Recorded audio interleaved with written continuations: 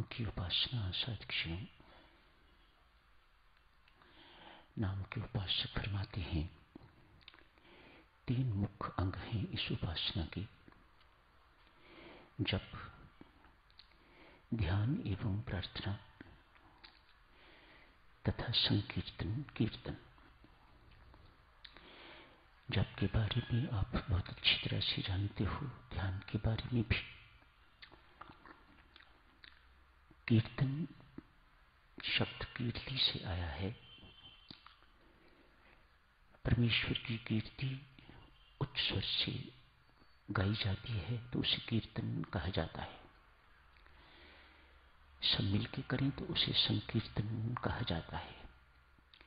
इसलिए अमृतवाणी संकीर्तन, अभी आप सबने मिलके तो रामायण जी का संकीर्तन किया है।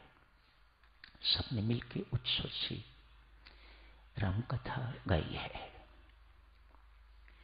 एक अंग पूरा हुआ।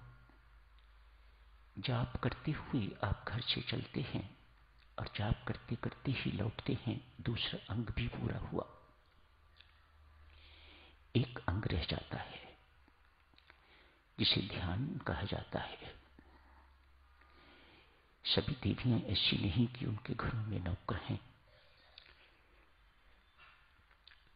बना के आती हैं, जाके बनाना होता है। किसी ने सर्विस पर जाना होता है, किसको कुछ काम होता है, किसको कुछ।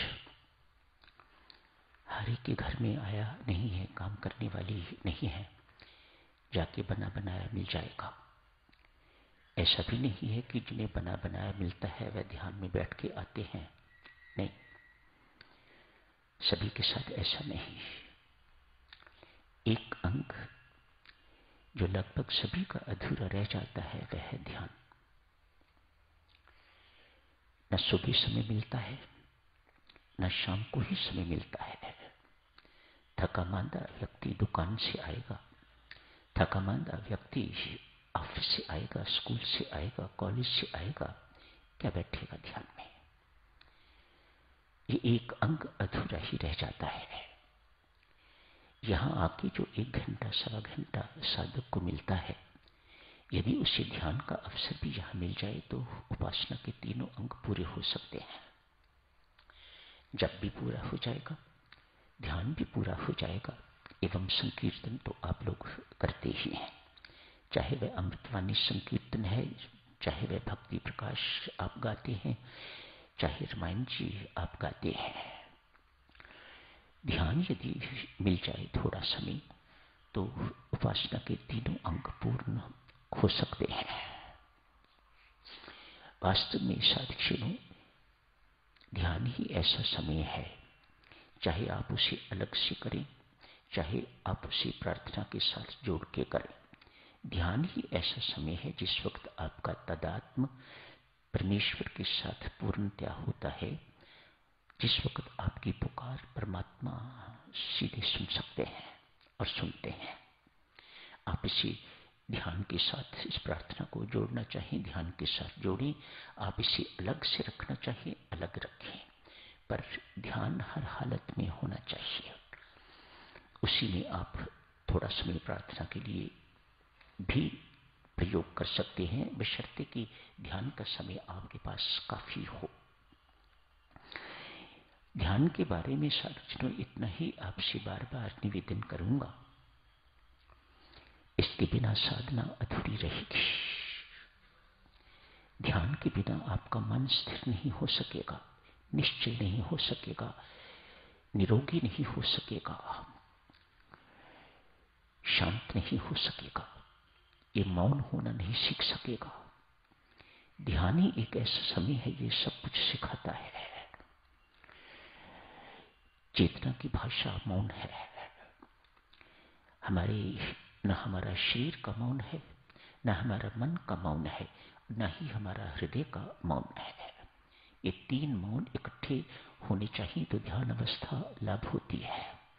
1 मिनट भी हम निश्चल नहीं बैठ सकते। हमारा मन कहीं कहीं आप हमें भटकाता है, हमारे हाथ कहीं काम कर रहे हैं, आंखें कहीं काम कर रही हैं, वाणी हमारी कहाँ काम कर रही है। ये मन की स्थिरता के चिन्ह नहीं है। आप जितने मर्जी भी बड़े अपने आप को समझो, ये मन की अस्थिरता के चिन्ह है। ये आपको उस चेतना के निकट कभी नहीं जाने देगा। ऐसा मन कभी उस चेतना के निकट नहीं पहुंच पाएगा। चेतना स्वयं मौन है, तो वह मौन अवस्था में ही आप उसे एक्सपीरियंस कर सकोगे, अन्यथा कभी नहीं। कभी आप गर्दन ऐसे हिलाते हैं, हाथ ऐसे हिलाते हैं, मानो आपका अभी शरीर का ही मौन नहीं है, बाकियों का तो कहना ही क्या है। आप अपने आप को कितना भी उच्च क्यों ना मानो, लेकिन ये बात सत्य नहीं है। काश किसी ने आपको सत्य बताया होता, समझाया होता, तो शायद आप ये गलती आज तक ना करते रहते। ध्यान साधकजनों, इसे छोटी चीज न समझिएगा। साधना तभी पूर्ण होगी जब ध्यान बाकी के दो अंगों के साथ जुड़ेगा।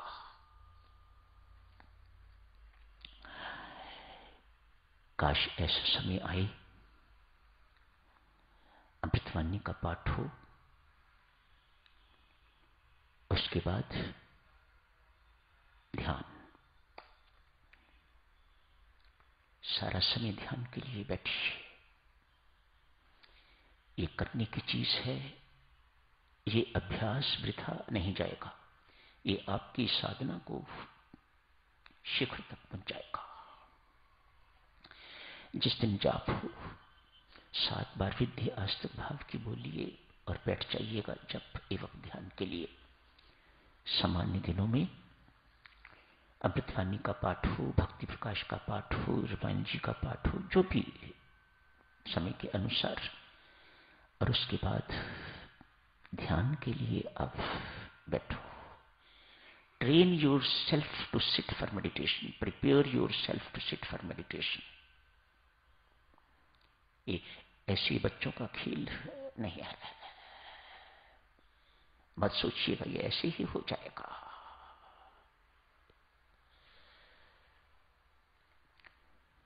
बहुत अभ्यास की जरूरत है साधकजनों, वह करने से होगा। हर साधक को करना चाहिए और हर साधक को करना पड़ेगा, यदि वह लक्ष्य को प्राप्त करना चाहता है तो।